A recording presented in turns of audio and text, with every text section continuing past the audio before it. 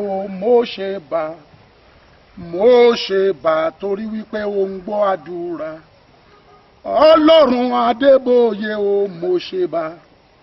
Ọlọ́run Oyèdèpọ̀ mo ṣe bá. Ọlọ́run Olúkọ̀yà o mo ṣe bá. Bàbá mo ṣe bá torí wípé ẹ ń gbọ́ àdúrà. Mọ́mì ẹ dúró kẹ́ ẹ gbọ́ tèmi náà. Ẹ̀yin lẹ gbọ́ ti bàbá Adébóyè tí bàbá fi dolókìkí káàkiri gbogbo àgbáyé. Ẹ̀yin lẹ gbọ́ ti bàbá Oyèdèpọ̀ tó fi dẹni tó ń kọ́ yunifásitì méje. Ẹ gbọ́ tèmi náà lónìí nítorí pé ó ṣe yín láǹfààní. Àdúrà ni mo wá láti gbà fún ọ nípa agbára tó ń bẹ nínú ẹ̀jọ̀dọ̀ àgùntàn. Èpè ìkọ̀kọ̀ tí wọ́n fi ọ́ sẹ́ lórúkọ Jésù ọ̀run bà májẹ̀mú rẹ̀ jẹ́. Ẹ̀yin ni mò ń wá dádì, gbogbo èpè tí wọ́n fi ọ́ sẹ́ ní kọ̀kọ̀, gbogbo èpè tí wọ́n fi ọ́ sẹ́ ní kọ̀kọ̀, gbogbo àṣàsí àti èpè tí ayé fi ọ́ sẹ́ ní kọ̀kọ̀ lórúkọ Jésù ó yá májẹ̀mú rẹ̀ kó bàjẹ́ lónìí. Ẹ gbọ́ dáadáa sà, ẹ gbọ́ dáadáa sà, ẹni tó lọ fi ayé rẹ̀ dá májẹ̀mú nínú yàrá òkùnkùn. Mọ́mí ẹ̀yin ni mò ń bá wí, ẹni tó lọ fi ayé rẹ̀ dá májẹ̀mú nínú yàrá òkùnkùn, irú ẹni bẹ́ẹ̀ lónìí ni kí àrà ó san pa. Sàmì dáadáa, gbogbo ẹyẹ òkùnkùn tó ń fò tako àyànmọ́ rẹ lórúkọ Jésù kí iná kó já wọn bọ́. Àwọn ẹyẹ kan tí wọ́n máa ń fò kọjá lórí ilé yín tó yẹ pé ńgbà tí wọ́n bá ń lọ tó bá dé ọ̀gangan lé yín wọ́n á ní sí o ìyẹn ni pé ìyẹn lágbẹ́já orúkọ rẹ̀ là ń mú lọ sínú ẹgbẹ́ o. Irú àwọn ẹyẹ yẹn lọ jábọ́ lọ́sọ̀yì lọ́jọ́ kìíní àná tó dodidi èèyàn. Ẹyẹ òkùnkùn tó ń fò tako àyànmọ́ rẹ lórúkọ Jésù láàárọ̀ yìí ó yá iná kó jábọ́. Ìwọ tó sàmì ni mò ń bá wí nípa agbára tó ń bẹ nínú ẹ̀jọ̀dọ̀ àgùntàn. Mo dúró mi ò dá dúró, mo sọ̀rọ̀ mi ò dá sọ̀rọ̀, mo ti ẹnu mi ebú ẹ̀jẹ̀ kí n tó sọ̀rọ̀, ẹ̀jẹ̀ tí mo ti ẹnu bọ̀ òun ló ṣe alátìlẹyìn mi, èyí ní ẹ̀jẹ̀ àgbélébù nípa agbára tó ń bẹ nínú ẹ̀jọ̀dọ̀ àgùntàn.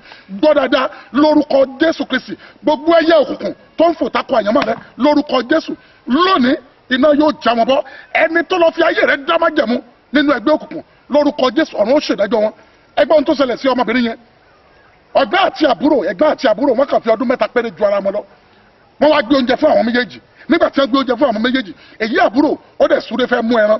Ẹ̀gbọ́n rẹ̀ wá ní rárá ẹran mẹ́ta ni wọ́n kó fún wa, èmi ni mo máa jẹ méjì, ìwọ ló máa jẹ yọkan. Ó fún àbúrò rẹ̀ yẹyọkan. Bọ́ níbi tó ti ń jẹ tiẹ̀ lọ́wọ́ ó fún àbúrò rẹ̀ ní díẹ̀ sí bọ̀ kò tó àbọ̀.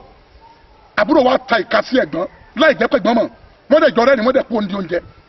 Àbúrò wa lọ sínú ẹgbẹ́ kòkòrò yìí pé ó di ọjọ́ tó ń bá bí ọmọ mẹ́rin kí ẹ̀gbọ́n àwọn tó rí ọkọ.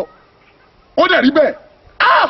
Ó lọ fi ayé ẹ̀gbọ́n rẹ̀ dá májẹ̀mú nínú agbára òkùnkùn tí ó bá jẹ́ pé àdúrà tó tú àṣírí bí ẹ̀gbọ́n rẹ̀ ìbá ṣe máa bá lọ nìyẹn.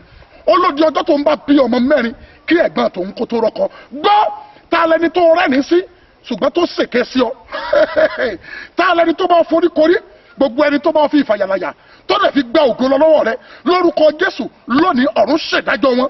Gbogbo ìfàlàyàlà òkùnkùn, gbogbo ìfọwọ́kára òkùnkùn, gbogbo ìfọwọ́sowọ́pọ̀ òkùnkùn lórí ìṣẹ̀dá rẹ ẹni tó sàmì ni mò ń bá wí lórúkọ Jésù májẹ̀mú wọn kó bàjẹ́. Èmi bàbá àdúrà AK-47 Prophet Caleb Olúládé, àwọn kan sọ pé arúgbó ni, àwọn kan sọ pé àgbàlagbà ni, àwọn kan ní ó dàbí ìgbà pọmọ eke ni o. Wọ́n èmi náà ló bá pàdé ní orúkọ Jésù Kristi ti Násárẹ́tì. Ó ní mo fi gbàdúrà fún ọ nípa agbára tó ń bẹ ní ẹ̀jọ̀dọ̀ àgùntàn. Alágbára tó sọ pé òní lọ lórúkọ Jésù ó yá kílẹ̀ kó mú wọn. Gbọ́ gbogbo òwú jàǹkáríwọ̀ òkùnkùn tí wọ́n fi takùn di ayé rẹ mọ́lẹ̀, gbogbo jàǹkáríwọ̀ tí wọ́n fi ń bá ọjà lórúkọ Jésù agbára rẹ̀ kó bàjẹ́. Jésù wọnú tẹ́ḿpìlì ó bá ti ń ṣe kátàkárà nínú tẹ́ḿpìlì ó dẹ̀ mú ayé wọn ó lè jáde. Ẹni tó ń fi ayé ọmọ rẹ̀ ṣe kátàkárà lórúkọ Jésù ó yá lónìí pàṣẹ Olódùmarè ó yá kó bá wọn lẹ́yìn ọrùn. Ó yá máa gbọ́ ogun tó ń lépa rẹ tá a pè lógun alépa, ogun tó lépa rẹ orí olúwàfẹ́ nìkan hàn mí ń bẹ̀ yẹn bí ọba ti kù díẹ̀ kó bọ́ síbi rẹ bẹ́ẹ̀ ni wọ́n ń gbà lọ́wọ́ ẹ̀ kó tó débẹ̀ wọn alẹ́ lómi ti gbà á. Agbára tó mú failure wá at the point of breakthrough májàmú yẹn kó bàjẹ́ lórí rẹ lónìí láti àárọ̀ yìí lọ. Mo ṣí ayé rẹ sílẹ̀ níbi tí wọ́n fi ọ́ pamọ́ sí, ayé rẹ kó jáde lórúkọ Jésù. Májẹ̀mú òkùnkùn tí wọ́n lọ fà ayé rẹ dá kí májẹ̀mú yẹn kó bàjẹ́. Gbọ́ láàárọ̀ yìí gbogbo ìwọ tí aláǹtakùn ń tàwúdí lórí mo bà májẹ̀mú yẹn gẹ́lẹ́ lórúkọ Jésù ó yá kó bàjẹ́. Ìwọ aláìsàn ọfà àìsàn tí wọ́n ta sí ọ lórúkọ Jésù iná gbé jáde.